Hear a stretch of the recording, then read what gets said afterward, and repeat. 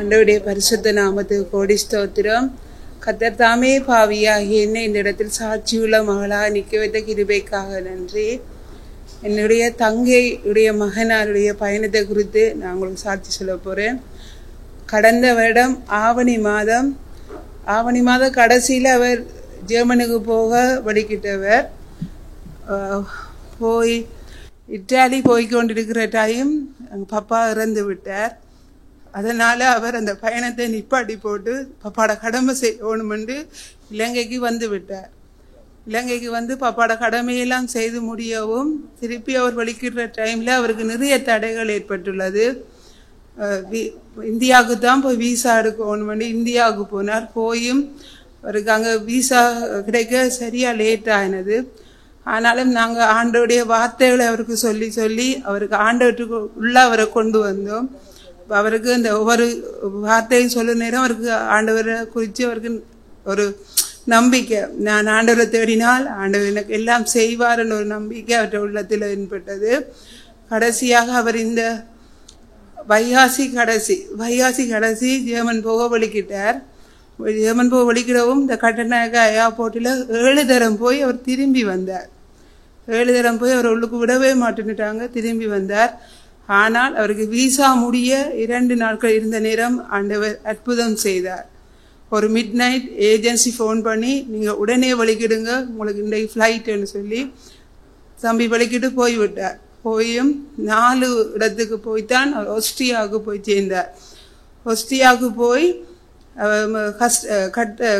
இதில் இருந்தார். இதில் இருக்க அவருக்கு பிறகு போனவர்களெல்லாம் கேம்புக்கு விட்டுட்டாங்க, தம்பியை விடவே மாட்டேன்னுட்டாங்க.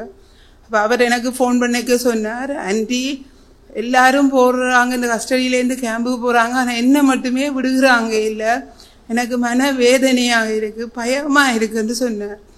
அப்போ நான் ஒரே ஒரு வார்த்தை சொன்னேன், நீ ஒவ்வொரு நாளும் தேங்க்யூ ஜீசஸ்ன்னு சொல்லு, எது நடந்தாலும் இயேசுவே உமக்கு நன்றி சொல்லிக்கொண்டே இருந்து.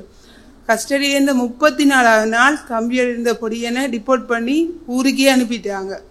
ஊருக்கு அனுப்ப இவர் ஃபோன் பண்ணி சொல்கிறார், எனக்கு சரியாக பயமாக இருக்கிறது, என்னோட இருந்த பொடியனை ஊருக்கு அனுப்பிட்டாங்க, என்னை கேம்புக்கும் விடுகிறாங்க இல்லை ஆண்டின்னு சொல்ல. நான் சொன்னேன், இதுவரை உன்னை நடத்தின தேவன் இனியும் உன்னை நடத்தி செல்வார் என்ற வார்த்தையை நீ ஏசப்படக்கள், நீங்கள் தானே என்னை கூட்டிக்கிட்டு வந்த, நீங்கள் தான் இனியும் என்னை நடத்தி செல்லணும் ஏசப்படக்கள் என்று அவருக்கு சொல்ல 35வது நாள் தம்பியை கேம்பில் விட்டுட்டோம்.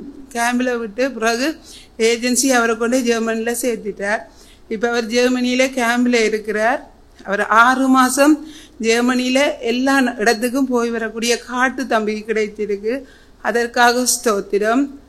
கடந்த ஜூலை 30 என்னுடைய பர்த்டே ஆண்டவர் எனக்கு புதிய ஒரு வயதையும் கூட்டி எனக்கு ஆசீர்வாத அந்த கிருபைக்காக நன்றி.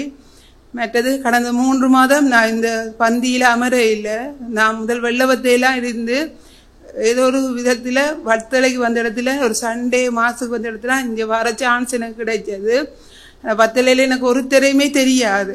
ஆனால் அந்த இடத்துல கூட ஆண்டவர் எனக்கு அமலவன வண்டியை அறிமுகப்படுத்தினார். அவரோட வீட்டிலேயே என்னை தங்குறதுக்கும் ஒரு எல்லா தேவைகளையும் அவன் மூலம் எனக்கு ஆண்டவர் செய்ய வைத்தார். நான் நேற்று தான் யாழ்ப்பாணம் வந்தேன். இப்போ நான் யாழ்ப்பாணத்திலான் இருக்கிறேன். ஆனால் நேற்று நான் ஏர்லி மார்னிங் தான் வந்தேன். ஆண்டி என்ன எந்தவித ஒரு சலனமும் இல்லாமல் என்னை இன்முகத்தோடு வரவேற்று எனக்கு வேண்டிய சகலத்தையும் செய்தார். அதையெல்லாம் செய்த இந்த தேவனுக்கு கோடான கோடி ஸ்தோத்திரம். இன்றைய நாளிலே இந்த சாட்சியில் சொல்ல வைத்த கிருபைக்காக இந்த தேவனுக்கு ஸ்தோத்திரம்.